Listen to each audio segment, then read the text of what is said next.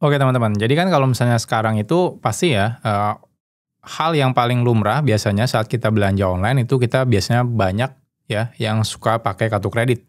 Even yang nggak punya kartu kredit pun sekarang banyak yang pakai, ini ya, kartu kredit digital gitu ya. Jadi kayak bank-bank digital tuh mereka menyediain, digital virtual card gitu ya. Walaupun sebenarnya itu bukan kartu kredit sih ya, lebih ke virtual card aja. Tapi somehow cara kerjanya mirip kayak, ini ya, kayak kartu kredit. Nah, pertanyaannya, kalau kita mau bikin contohnya tempat jualan ya, atau beli barang-barang gitu ya, pertanyaannya kalau kita pengen bisa nerima ya data kartu kredit, bolehkah data kartu kredit itu kita simpan atau enggak? Nah, ini ada pertanyaan soal itu. Yuk kita lihat. Oke, ini pertanyaannya dari Albert ya. Apakah kode CVV atau CVC perlu disimpan atau tidak? Nah, buat teman-teman yang nggak tahu, apa itu CVV atau CVC? Jadi kan kalau kita punya kartu kredit ya, jadi buat teman-teman yang punya kartu kredit, itu kan selain nomor kartu kredit, itu kan ada expire date-nya ya, bulan berapa, tanggal berapa, dan biasanya ada 3 atau ada juga yang 4 gitu ya, itu kode CVV atau CVC-nya. Jadi intinya mirip kayak PIN tapi bukan juga ya, tapi itu kayak pokoknya adalah CVV atau CVC-nya kayak gitu. Nah pertanyaannya itu boleh disimpan atau enggak? Nah saya akan bahas secara general aja ya, apakah CC-nya juga boleh disimpan, ataukah semuanya boleh disimpan. Oke, kita bahas pertanyaannya, saya memiliki project di mana project saya memerlukan menyimpan data metode pembayaran user.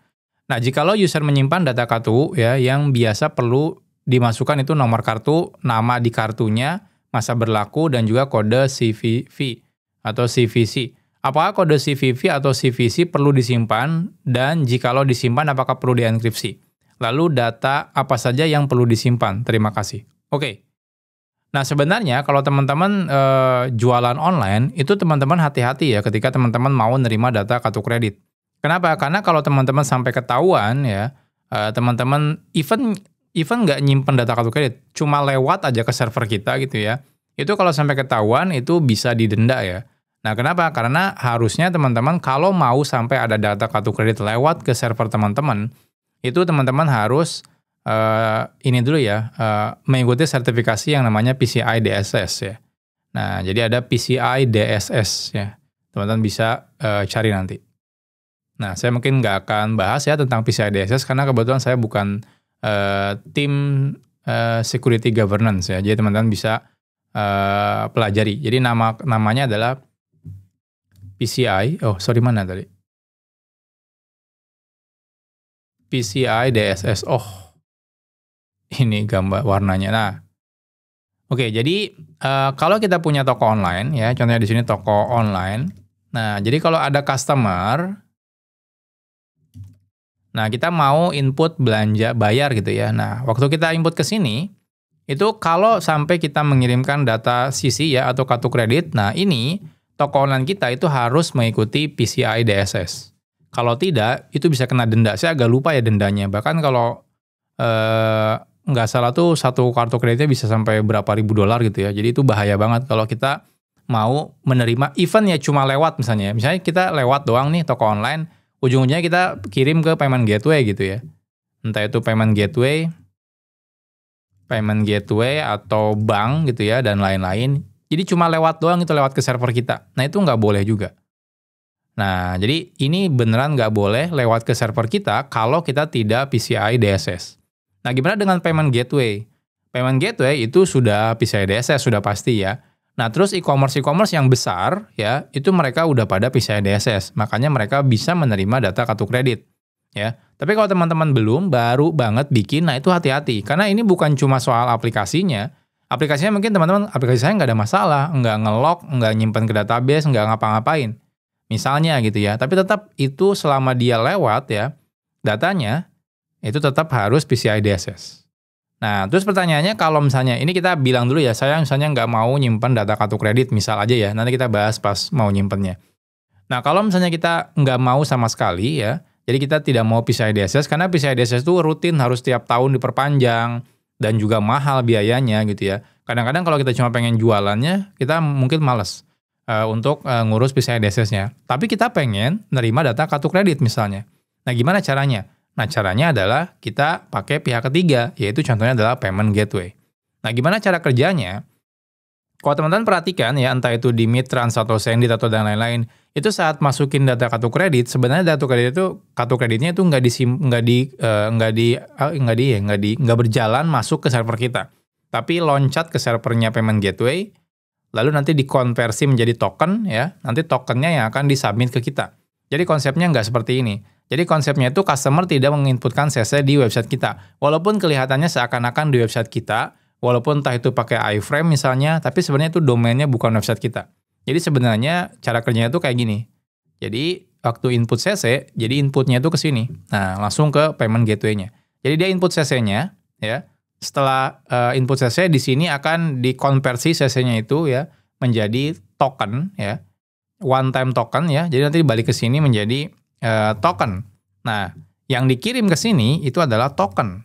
Nah, ketika kita mau bayar ya ke payment gateway-nya, yang kita kirim ke sini ini adalah tokennya. Nah, seperti itu. Nah, kalau ini aman. Kenapa? Karena tidak lewat ke server kita kartu kreditnya. Nah, ya. Jadi kalau teman-teman pakai payment gateway, entah itu misalnya Midtrans, Sendit, ataupun yang lainnya itu ya, cara kerjanya hampir mirip semuanya. Atau bahkan ada juga yang melakukan redirect ya. Jadi customer-nya di-redirect dulu ke halaman payment gateway, masukin ke kartu kreditnya dan lain-lain, nanti baru ini. Atau belinya itu di sini, tapi ketika dibayar, redirect ke halaman ini. Nah, kalau itu udah jelas beda domain ya. Tapi kalau teman-teman lihat kok ada pop-up di dalam website itu sebenarnya dia adalah iframe yang menampilkan halaman payment gateway-nya. Jadi sebenarnya kartu kreditnya tidak pernah lewat ke si toko online-nya. Karena kalau ketahuan ya sampai lewat, nah itu bahaya. Nah, bisa kena denda ya. Oke. Nah, sekarang pertanyaannya gimana kalau saya mau nyimpen data kartu kredit? Sudah pasti ya, jawaban pertama harus PCI DSS. Wajib, nggak bisa nggak. Kalau teman-teman nggak bisa pakai PCI DSS, mendingan nggak usah ya nyimpen data kartu kredit atau nyuri-nyuri cara gitu ya, nyimpen data kartu kredit tuh nggak jangan kalau bisa ya. Jadi intinya di awal harus PCI DSS dulu. Oke, anggap aja kita sudah PCI DSS misalnya. Nah, sekarang gimana cara kita menyimpan data kartu kredit? Oke, untuk menyimpan data kartu kredit, itu pun ada aturannya, sesuai dengan PCI DSS. Nah, saya mungkin akan bahas ketika dulu ya, dulu kan saya sempat kerja di payment gateway, jadi saya bahas dulu. Nah, saya nggak tahu sekarang apakah sudah berubah atau enggak. Ya, kemungkinan mungkin ada beberapa perubahan gitu ya, cara kita boleh menyimpan data kartu kreditnya. Oke, jadi misal aja kita bikin lagi di bawah, jadi kita pengen aplikasi kita misalnya, toko online-nya itu bisa memproses data kartu kredit. Jadi yang pertama, itu dia sudah PCI DSS misalnya. Jadi nanti di belakang itu langsung ke bank. Misalnya kita nggak perlu lagi payment gateway, misal aja ya. Oke. Nah yang pertama ya, kalau misalnya customer itu mau ngirim kartu kredit, yang pertama, aturan pertama, ini saya bahasnya aturan lama ya.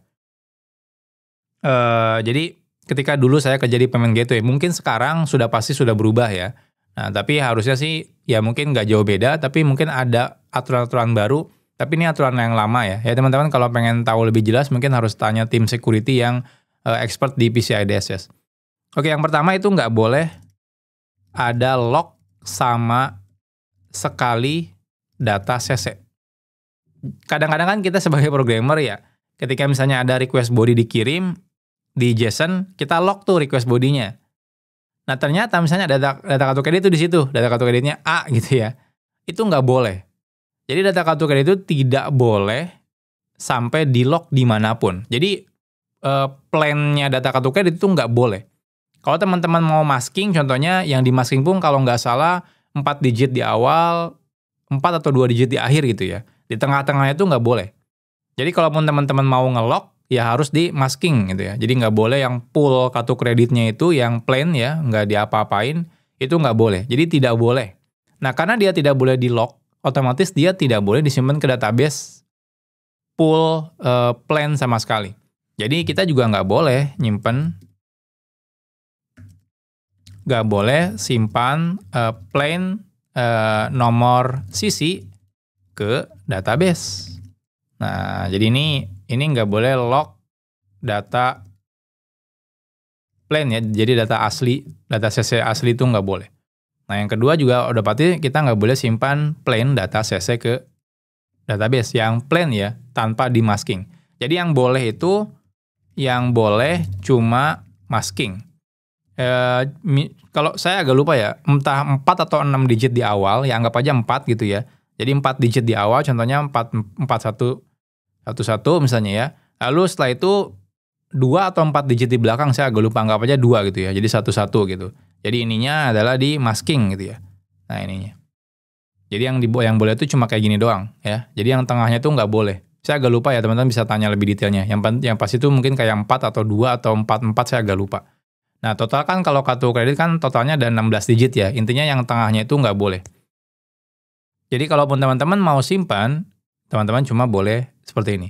Nah tapi pertanyaannya, kalau saya nggak menyimpan data kartu kredit, gimana caranya saya mau misalnya ada proses recurring.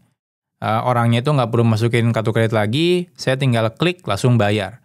Artinya kan saya harus punya data informasi kartu kreditnya. Nah, kita boleh menyimpan data kartu kredit ke database, tapi ada caranya. Yang pertama yang pasti harus dienkripsi. Algoritmanya apa yang boleh digunakan, itu ada aturannya juga. Jadi nggak segampang, algoritma yang paling simpel, nggak bisa. Jadi ada aturannya juga. Nah terus, nggak boleh pakai, dulu ya, saya nggak tahu sekarang apakah berubah atau enggak. Dulu itu nggak boleh pakai key yang sama untuk tiap data kartu kredit. Jadi contohnya teman-teman punya data 5 kartu kredit. Nah itu 5-5-nya nggak boleh pakai key yang sama. Jadi key-nya terus beda-beda semua untuk melakukan enkripsi data kartu kreditnya. Jadi ini contohnya berarti boleh simpan data CC ya. Nah tapi harus di enkripsi ya, sesuai aturan PCI DSS. Nah selain itu tidak boleh menggunakan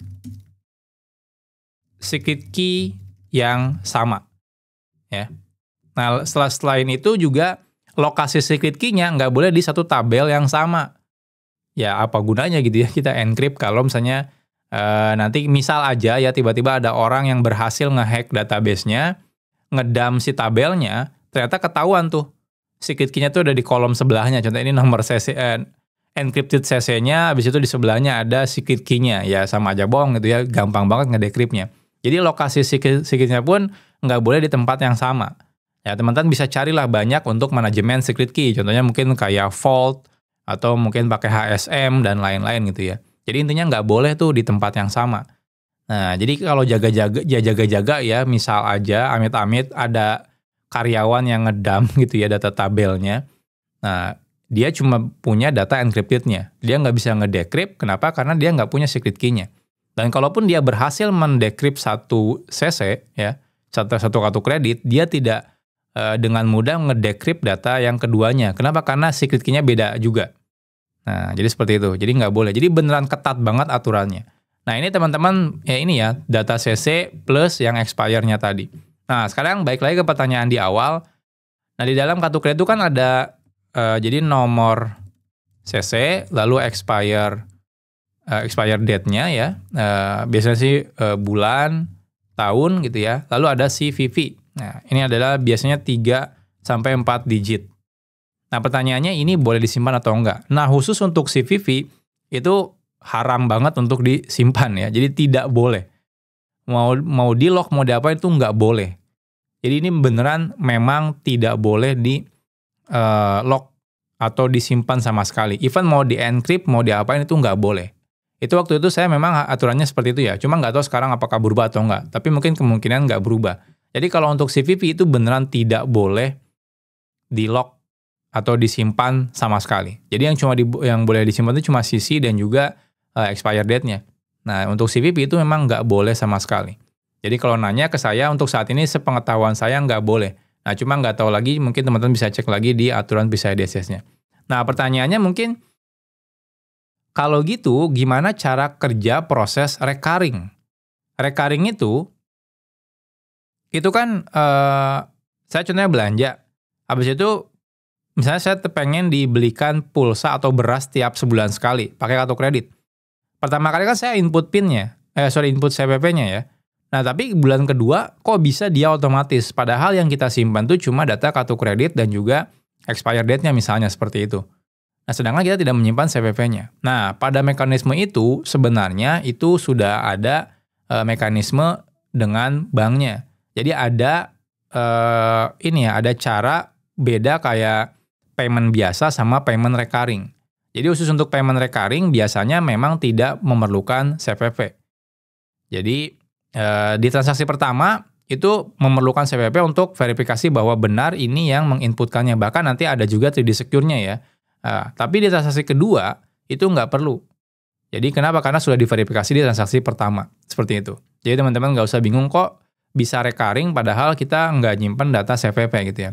Nah itu sudah ada mekanismenya kalau di sini. Nah teman-teman bisa, tiap bank mungkin bisa beda-beda ya. Biasanya mereka pakai, saya agak lupa, ISO 8583 kalau nggak salah. Teman-teman tinggal cari aja nih. Jadi mekanisme dari sini ke sananya itu pakai ISO 8583. Correct me if I'm wrong ya, saya agak lupa ISO-nya karena udah lama banget nggak pakai. Nah nanti ini itu ada aturannya kalau yang payment biasa seperti apa, recurring seperti apa, kayak gitu. Jadi ketika kedua kalinya atau ketiga kalinya dan seterusnya itu memang tidak memerlukan si CVV lagi. Jadi jawaban simpel dari pertanyaan tadi adalah CVV memang tidak boleh disimpan di database. Jadi yang kita cuma boleh simpan itu cuma ini.